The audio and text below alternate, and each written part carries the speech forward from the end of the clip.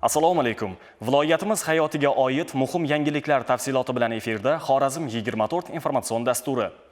Davlatimiz rahbari tomonidan belgilab berilganidek, joylarda mahalla obodligi va mehr-saxovat oyligi doirasidagi tadbirlar uyushqoqlik bilan olib borilmoqda. Unda har bir fuqaro o'zining tashabbusi bilan mahallasi obodligiga hissa qo'shmoqda. Muxbirimiz Qo'shko'pir tumani mahallalaridan tayyorlangan lavha bilan mavzuni davom ettiradi.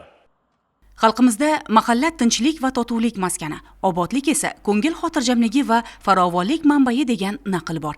Eng ulug', eng aziz bayram mustaqillik ayyomi yaqinlashgani sari yurtimizning har bir go'shasida, xususan Qo'shko'pir tumanida obodonlashtirish, tozalash hamda o'zaro hamjihatlikni ifodalovchi xalqona hasharlar tobora qizg'in tus olgan. Yurtimiz bo'ylab keng quloch yozgan ushbu ezgu tashabbus doirasida tuman mahallalarida saranjom sarishtalik va saxovat tadbirlari yuqori ko'tarinkilik bilan o'tkazilyapti. Xususan Dovud mahallasida ham.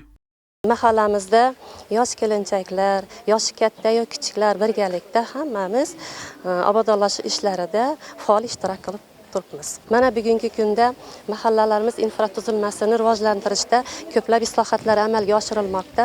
Shu jumladan mahallamizni keng ko'chalari asfalt qilib berildi. Bundan butun mahallamiz juda ham mamnun va ko'chalarimiz ravon va obod bo'lganligi barchamizni quvontirdi desak mubolag'a qilmagan bo'laman.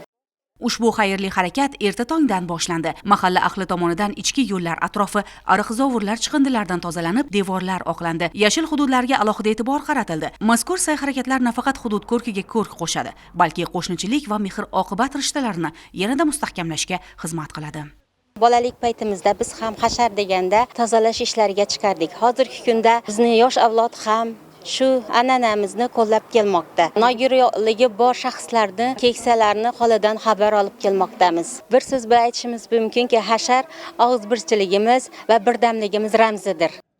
Hasharda yoshu qari birdek faollik ko'rsatayotgani, ayniqsa nuroniylarning duo va maslahatlari bilan yoshlarning bilak shimarib mehnatga kirishgani mahallada azaliy qadriyatlar saqlanib qolganining namunasidir. Toza va sarishta maskanda qut-baraka, to'kinlik va osoyishtalik bo'ladi. Qo'shko'pir tumanida davom etayotgan bunday obodonlashtirish va saxovat tadbirlari har bir yurtdoshimiz qalbidagi shukronalik hissini oshirib, obod mahalla va farovon yurt poydevorini yanada mustahkamlashga xizmat qiladi.